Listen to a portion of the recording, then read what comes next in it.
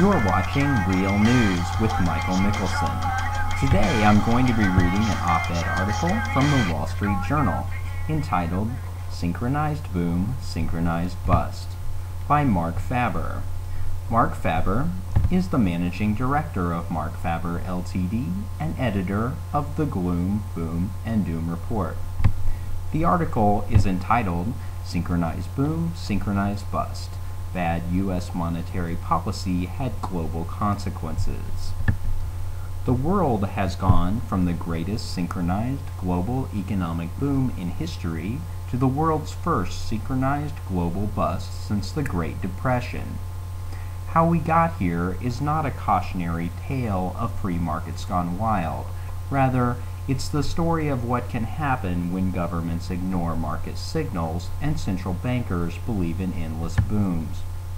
Following the March 2000 NASDAQ bust, the Federal Reserve began to slash the federal funds rate from 6.5% in January 2001 to 1.75% by year end, and then to 1% by 2003.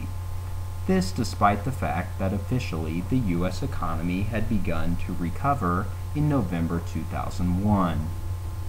Almost 3 years into the economic expansion, the Fed began to increase the Fed funds rate in baby steps beginning in June 2004 from 1% to 5.25% in August of 2006. But because interest rates during this time continuously lagged behind nominal GDP growth, as well as the cost of living increases, the Fed never truly implemented tight monetary policies. Indeed, total credit increased in the United States from an annual growth rate of 7% in June of 2004 quarter to over 16% in early 2007. It grew 5 times faster than nominal GDP between 2001 and 2007. The complete mispricing of money, combined with the cornucopia of financial innovations, led to the housing boom and allowed buyers to purchase homes with no down payments and homeowners to refinance their existing mortgages.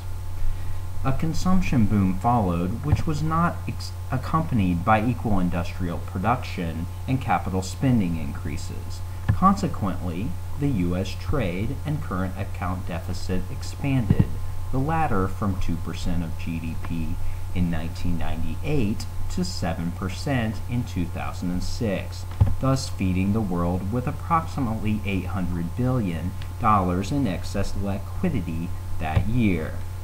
When American consumption began to boom on the back of the housing bubble, the explosion of imports into the United States were largely provided by China and other Asian countries. Rising exports from China led to that country's long domestic industrial production, income, and consumption gains, as well as very high capital spending as capacities needed to be expanded in order to meet export demand. An economic boom in China drove the demand for oil and other commodities up. Rapidly accumulating wealth allowed the resource producers in the Middle East, Latin America, and elsewhere to go on a shopping binge for luxury goods and capital goods from Europe and Japan. As a consequence of this expansion cycle, the world experienced between 2001 and 2007 the greatest synchronized economic boom in the history of capitalism. Past booms of the 19th century under colonial economies, or after World War II when 40% of the world's population remained under communism, socialism, or otherwise isolated, were not nearly as global as this one. Another unique feature of this synchronized boom was that nearly all asset prices skyrocketed around the world: real estate, equities, commodities, art, even bonds. Meanwhile, the Fed continued to claim that it was impossible to identify any asset bubbles. The cracks first appeared in the United States in 2006 when home prices began to become unaffordable and began to decline. The over-leveraged housing sector brought about the first failures in the subprime market. Sadly, the entire United States financial system, for which the Fed is largely responsible, turned out to be terribly over-leveraged and badly in need of capital infusions. Investors grew apprehensive and risk-adverse, while financial institutions tightened lending standards. In other words, while the Fed cut the Fed funds rate to zero after September 2007, it had no impact, except temporarily, on oil, which soared between September 2007 and July 2008 from $75 per barrel to $150, another Fed-induced bubble, because the private sector tightened monetary conditions. In 2008, the collapse in all asset prices led to lower U.S. consumption, which caused plunging exports, lower industrial production, and less capital spending in China.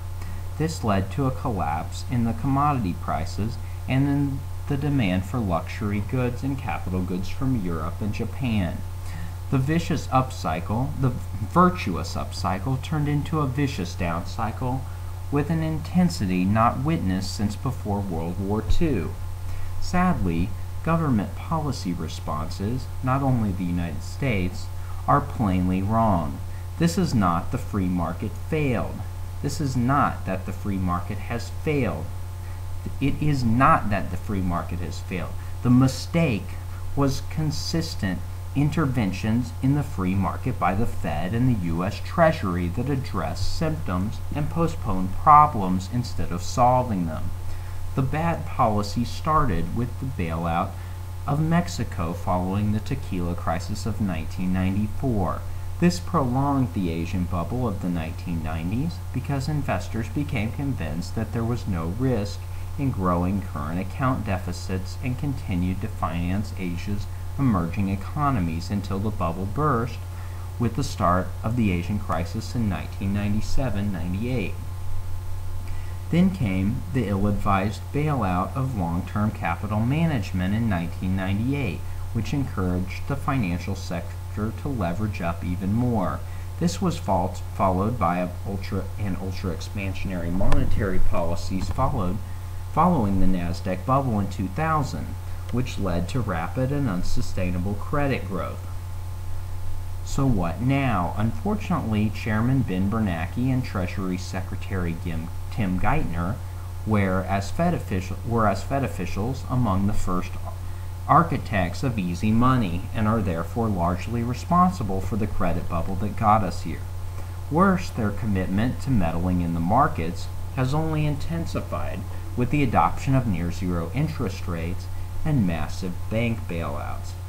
The best policy response would be to do nothing and let the free market correct the excesses brought about by unforgivable policy errors. Further, interventions through ill-conceived bailouts and bulging fiscal deficits are bound to prolong the agony and lead to another slump, possibly an inflationary depression with dire social consequences. This has been Real News with Michael Nicholson. Thanks for joining me.